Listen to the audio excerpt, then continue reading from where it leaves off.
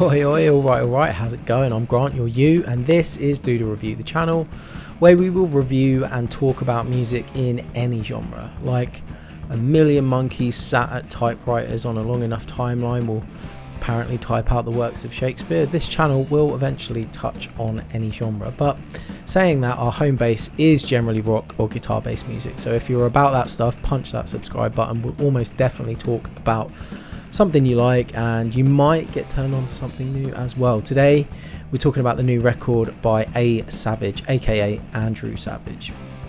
Andrew Savage is the frontman in Brooklyn-based post-punk indie rock outfit PARQUET, a band that over a 10-year period between 2011 and 2021 released 7 albums, all of them being considered among the best of the genre in the year they were released. The band's last record, Sympathy for Life, though, showed signs that the project might need a rest, almost like a time-honoured, unspoken tradition of tenured rock bands. On Sympathy for Life, PARQUET explored and drew inspiration from dance and house music, and it didn't actually lead to a bad record, but when bands make this kind of genre leap, it's usually a sign that members have touched upon a bit of writer's block within their core genre, which is symptomatic of burnout in general. It usually means a break is coming. While perhaps a disappointment for major fans of the band, it does mean the members find time to stretch their creative legs on solo projects, which is certainly true in this case with Savage under his A Savage moniker, now releasing a follow-up to his first solo record from 2017 with this, Several Songs About Fire. Savage's very direct, very blunt vocal style is such a core tenet of the PARQUET sound.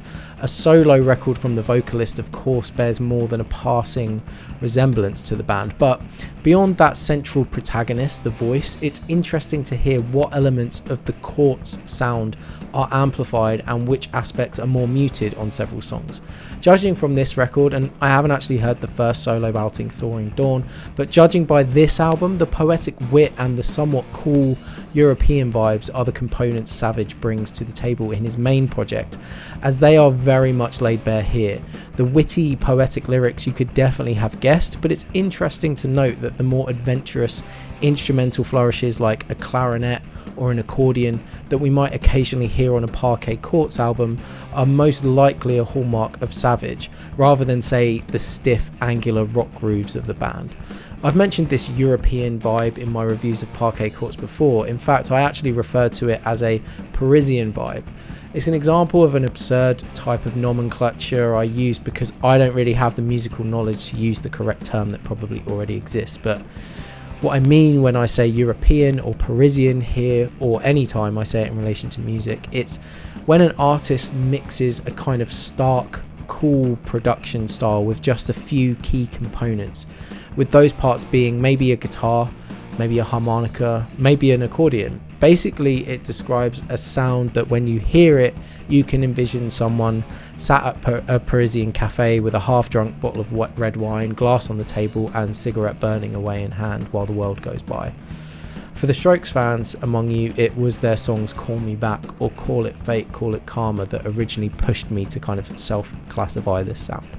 Anyway, that sort of cool detachment is very much present throughout Several Songs About Fire, particularly through the use of horns on tracks like Thanksgiving Prayer and Le Grand Balloon, the latter even featuring shakers and guiro for the ultimate sunglasses wearing head nodding sound. Occasionally, this style comes to the rescue of a song that might otherwise fall a little too on the side of plodding and slow, as per My Dear, which would definitely test patience at 5 minutes long with its very basic melodic components, if it didn't have that kind of abrasive, distorted horn that comes in, and even then it's still a little long. That is probably my main criticism with the record, is that while there is a lot of instrumentation that keep the arrangements dynamic, occasionally the long form narrative of Savage's lyrics that demand a kind of bigger canvas or a longer song, just they feel their length and drag a little bit.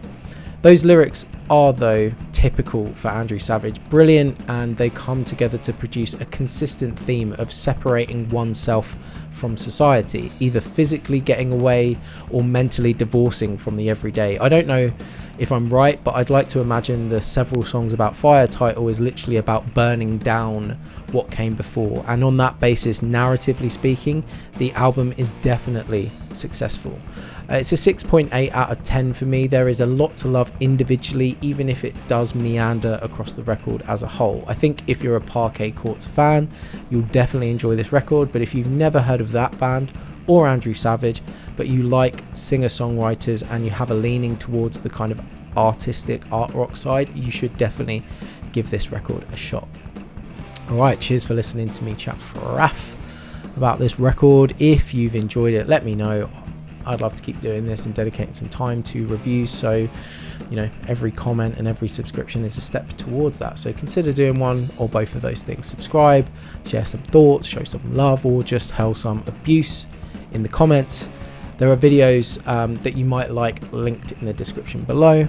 Okay, cheers mate, bye.